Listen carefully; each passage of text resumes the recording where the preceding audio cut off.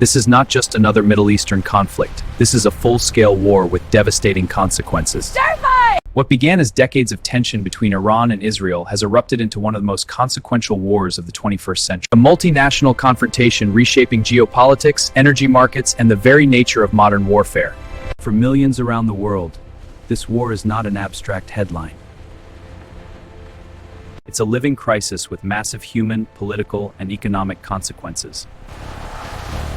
To understand how we arrived here, we need to go beyond the explosions and missiles.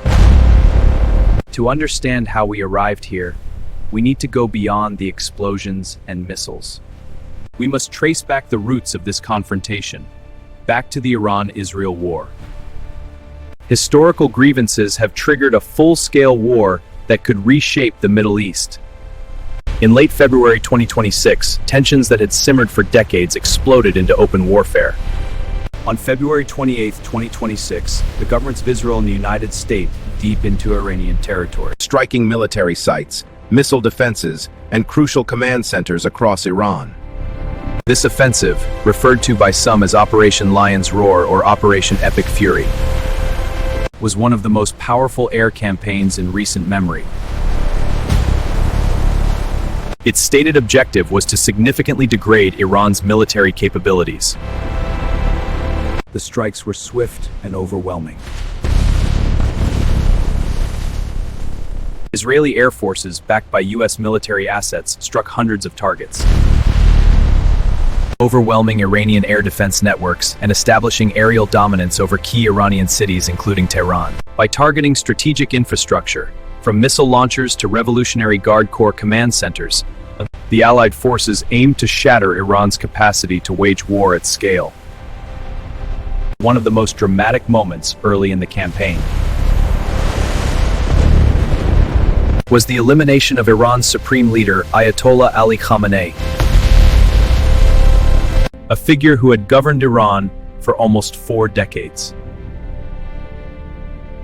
whose death sent shockwaves through Tehran and capitals worldwide.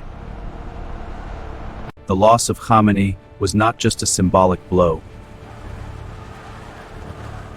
It struck at the heart of Iran's political and religious establishment. Within hours of the attacks, Iranian armed forces launched waves of ballistic missiles and drones targeting cities throughout Israel and U.S. military bases across the Gulf region. Tel Aviv, Jerusalem, and other major Israeli cities reported explosions and missile sirens. Iranian strikes also reached targets in the United Arab Emirates. Drones and missiles struck infrastructure, causing civilian casualties and underscoring the conflict's regional extent. The war quickly went far beyond the borders of Iran and Israel. Hezbollah, the Iranian-aligned militia based in Lebanon, mobilizes forces, signaling a broader regional escalation amid the current Iran-Israel war. Iran began launching rocket barrages into northern Israel in retaliation for Khamenei's death and Iran's predicament. Israel responded with heavy bombardment of Hezbollah strongholds in Beirut and the Bekaa Valley. The conflict has killed dozens and injured scores more, while forcing mass evacuations of Lebanese civilians. This conflict quickly evolved into a complex regional war. Direct engagements, proxy battles, and escalating tensions across multiple nations. The roots of this war, however, extend far beyond February 2026. For decades, Iran and Israel have existed in a state of near-permanent hostility. At the core are competing visions for the Middle East. Iran sees itself as the leader of anti-Western and anti-Israel resistance movements across the region. It supports militias such as Hezbollah in Lebanon, Shia groups in Iraq, and the Houthi movement in Yemen are creating what they call an axis of resistance against Israel. Israel perceives Iran's nuclear ambitions and missile development as existential threats. For years, Israeli intelligence and military planners warned that Iran was pursuing nuclear weapons. Tehran consistently denied the claim. Occasional skirmishes, cyber attacks, and airstrikes. The tenuous and volatile peace that followed prior flare-ups, such as the 2024 conflict, These earlier confrontations left the region uneasy but did not trigger the kind of full-scale war we see today. Behind the scenes, U.S. involvement has been steady and strategic. The United States considered Iran's growing missile inventories, drone capabilities, and proxy networks to be destabilizing factors in regional security. Washington's alignment with Israel, rooted in decades of diplomatic and military collaboration, became ever clearer as tensions rose through early 2026. With both nations fearing that diplomatic negotiations had failed and that Iran's capabilities could soon reach a point where they could not be contained, the decision was made to strike first. No war in the modern era occurs without broader consequences. The global economy has felt shockwaves from these developments, particularly in the oil markets. The Strait of Hormuz, through which roughly a fifth of the world's petroleum supply passes, has become a focal point of the crisis. Iran's Revolutionary Guard issued warnings to vessels in the strait. Any threat to our security will be met with a firm response. Shipping traffic is effectively stalled, raising fears of a prolonged disruption to global energy supplies.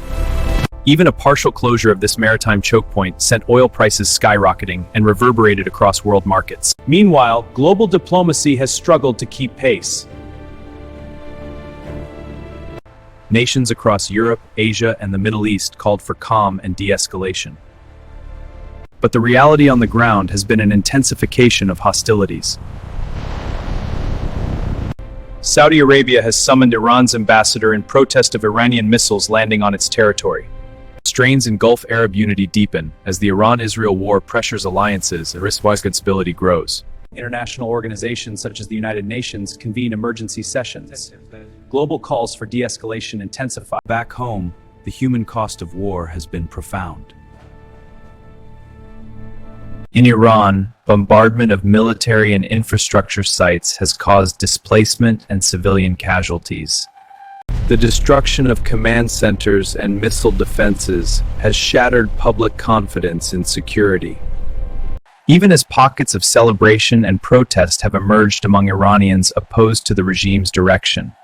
The aftermath of Khamenei's death has left a leadership vacuum and intense political uncertainty within Iran's ruling circles. In Israel, the declaration of a state of emergency has been issued, in accordance with the current Iran-Israel war.